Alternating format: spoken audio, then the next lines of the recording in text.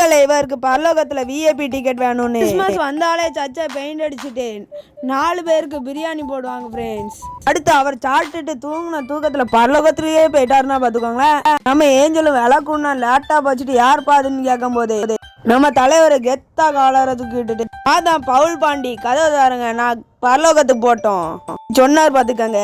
அப்ப Angeles 1000 score இருந்தா தான் பரலோகத்துக்கு போக முடியும்னு சொன்னாங்க. அவங்களும் ஒவ்வொன்றா கணக்கு போட்டாங்க.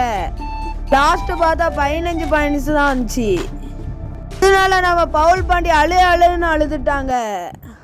ஐயோ என்னால பரலோகத்துக்கு போக முடியலையே, நான் ரொம்ப பெருமையா இருந்துட்டேனே, செய்யறது எல்லாருக்கும் தெரியணும்னு நினைச்சிட்டேனே அப்படின்னு ஒப்பாரி வச்சு அழுதுறாரு பாத்துக்கோங்க ஃப்ரெண்ட். அவங்க அழுதுட்டு இருக்கும் போது ஒரு சத்தம் கேக்குது.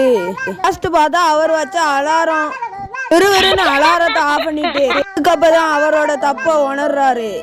ஐயோ இவ்வளவு நாள் பெருமைக்கு பண்ணிட்டான்னு உணர்றாரு. பவுல் பாண்டிய மாதிரி நிறைய பேர் சொந்த முயற்சியால பரலோகத்துல போயிடலாம்னு நினைக்கி ஏசப்பா கிட்ட அவங்க பாவத்துக்கு மன்னிப்பு கேட்டுட்டு பெருமையா இருக்க கூடாது தாழ்மையா இருக்கணும்னு கேளுங்க. ஏசப்பா உங்களை பரலோகத்துல பொக்கிஷமா வைப்பாரு. அதுக்கப்புறம் அவங்க எல்லாருக்கும் டபுள் மடங்கு ஹெல்ப் பண்ணாங்க. இப்ப அவங்க பெருமைக்கு வேண்டி பண்ணல.